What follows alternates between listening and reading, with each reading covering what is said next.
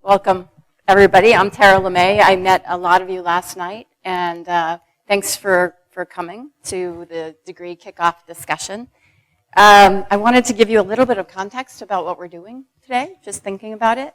This is a participatory group. The entire discussion is about crafting a new vision for higher education. So nobody's presenting ideas that are fully baked. We're here to bake them together. We're here to be evolving in the discussion. I got a lot of questions last night about why are we doing this, or where did this come from? And I'll give you a little bit of background. About a year and a half, almost 2 years ago, Lumina came to us and said, hey, Lens, could you help us think about higher ed? We're really trying to get the US to fundamentally rethink it, to bring the degrees granting up to about 60%. We want to be competitive with the rest of the world. We want to be participatory with it. You know, you guys do strange stuff. Why don't you think about it? In Lens world, we really work on bringing new markets into being, new markets and new models. We really look at innovation not as a send in the clowns exercise of creativity, but sort of a steely-eyed view of the future and the economic realities around it and say, how do we make something happen? And as we started to look at higher ed, we realized a couple of things. That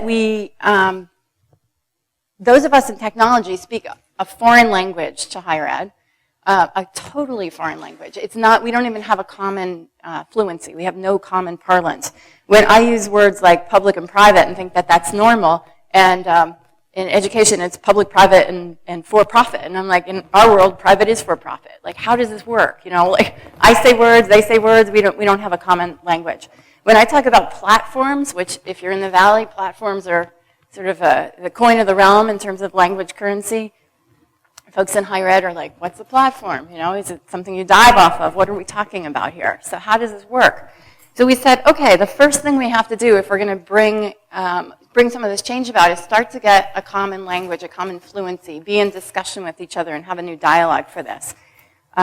We wanted to look at the weak signals, the sort of early indicators of the future. So a lot of you in here are working in higher ed at those, you know, frontier levels, at the edges of the network, starting to bring in new ideas, and we're going to hear from a lot of those folks. The folks in technology here have invented platforms, or have been thinking about them, or have been using them to reinvigorate different markets, whether it's financial services or real estate, whether it's media, it's the venture capital community that's investing in it.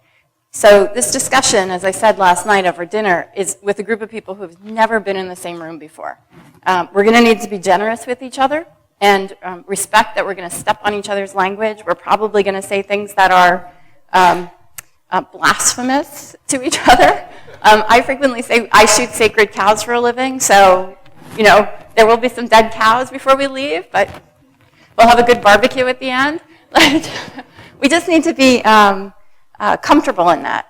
There are only a couple things I want to say about the work of the day. One is we're having a bunch of really short talks by folks who we think are provocative and interesting in different ways. And the goal of that is to bring up the fluency. The reason we didn't have a big circle in here and we really started to dig into the work in more of a Aspen Institute way, which is a great process for doing it, is we don't have enough of a common language to get there yet.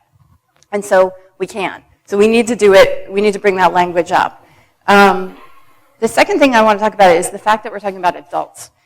One thing I learned as we waded into the higher ed discussion, and all of you in higher ed will know it, is when you talk ed, people jump to kids immediately.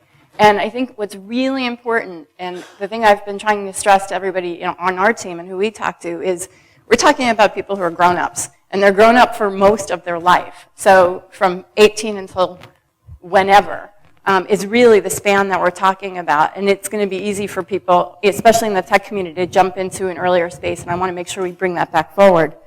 And then the third thing is we're going to have Q&A after discussions. We're really going to try to engage the audience in that. But we're also going to have working groups. And you guys all have a little color sticker, or most of you should, on your badges. And we'll explain later which group you're going into to dig deep into a topic area. We're going to come back tomorrow and talk about what can we do. And that's really about piloting next steps and making it real, because we don't want to have a discussion here that leads to, oh, there are some good ideas, but there's nothing to do. We've got the right people in the room to make stuff happen. You know, do we create a new ongoing event? Do we pilot projects? Do we help change policy? You know, how do we look at this? So if there are ideas that come up that we want to bring forward, this is the time to think about it.